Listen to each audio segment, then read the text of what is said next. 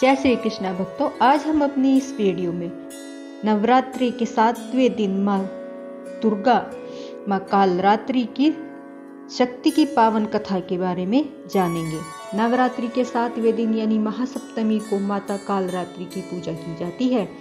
जैसा उनका नाम है वैसा ही उनका रूप है। खुले बालों में अमावस की रात से भी काली माँ कालरात्रि की छवि देखकर ही भूत प्रेत भाग जाते हैं। माँ का वर्ण काला है।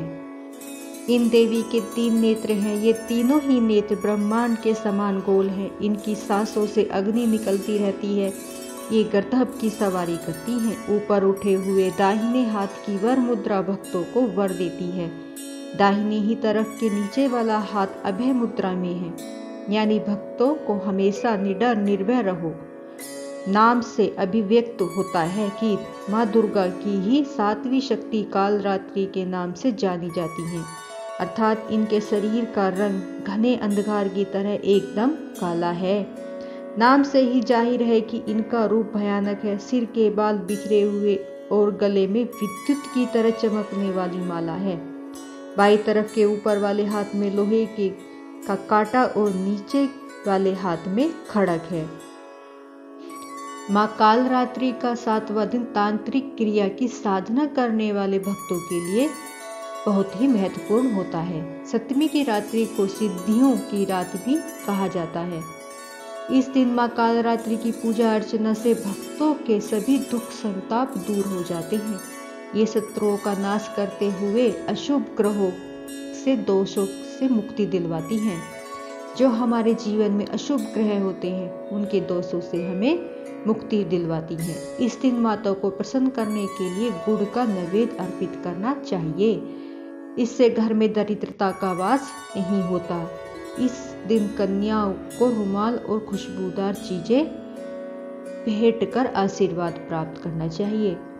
माँ कालरात्रि का मंत्र। या देवी सर्वभूतेषु माँ कालरात्रि रूपेण संस्थिता नमस्तस्यै नमस्तस्यै नमस्तस्यै नमो नमः। आइए अब हम माँ कालरात्रि की कथा का स्मरण करते हैं। कथा के अनुसार दैत्य शुंभ निशुंभ और रक्त बीज ने तीनों लोकों में हाहाकार मचा रखा था। इससे चिंतित होकर सभी देवगण शिव जी के पास गए। शिव जी ने देवी पार्वती से राक्षसों का वध कर अपने भक्तों की रक्षा करने को कहा। शिव जी की बात मानकर पार्वती जी ने दुर्गा का रूप धारण किया और शुंभ निशुंभ का वध कर दिया। परंतु जैसे ही दुर्गा जी ने रक्त बीज को मारा, उसके शरीर से निकलने रक्त से लाखों रक्त बीज उत्पन्न हो गए। इसे देख दुर्गा जी ने अपने तेज से कालरात्रि को उत्पन्न किया।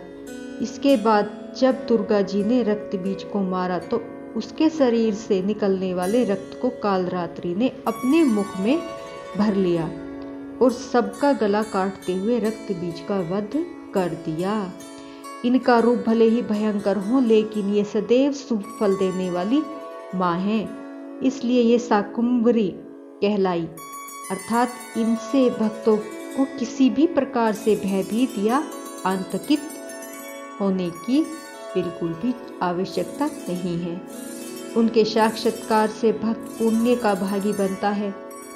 माँ कालरात्रि की उपासना से ब्रह्मांड के सारे दरवाजे, सारी सिद्धियों के दरवाजे खुलने लगते हैं और तमाम असुरी शक्तियाँ उनके नाम के उच्चारण से ही भयभीत होकर दूर भागने लगती हैं।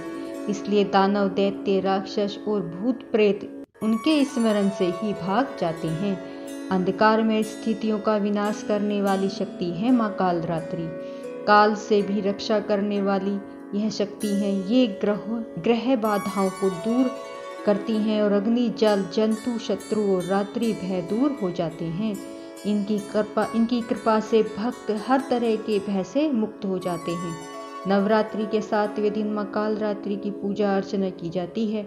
माँ कालरात्रि की पूजा करने से शनि दोष समाप्त होता है। तो बोलो माँ कालरात्रि की जय। बोलो माई सचिया जोता वाली की जय। बोलो माई सचिया जोता वाली माता तेरी सदा ही जय। प्लीज़ दोस्तों, अगर मेरी वीडियो लाइक सब्सक्राइब जरूर करें प्लीज़।